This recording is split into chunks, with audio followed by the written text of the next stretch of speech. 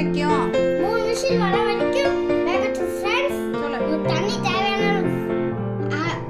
ஒரு பவுல் ஃபுல்லா தண்ணி எடுத்துக்க ஃப்ரெண்ட்ஸ். உங்களுக்கு தேவையான தண்ணி ஊத்திக்கணும் ஃப்ரெண்ட்ஸ். சீரகத்தூள் மிளகுத்தூள்லாம் போட்டுக்கலாம் ஃப்ரெண்ட்ஸ்.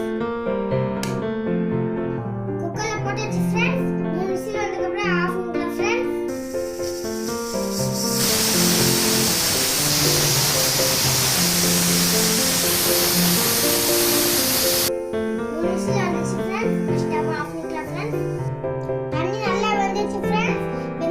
நல்லா வெந்துருச்சு ஃப்ரெண்ட்ஸ். கீரை நல்லா வெந்துருச்சு ஃப்ரெண்ட்ஸ்.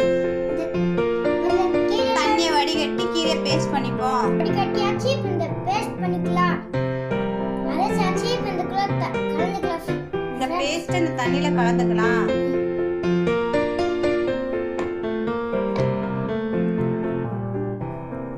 பேஸ்ட் அதுக்குள்ள கலந்தாச்சு.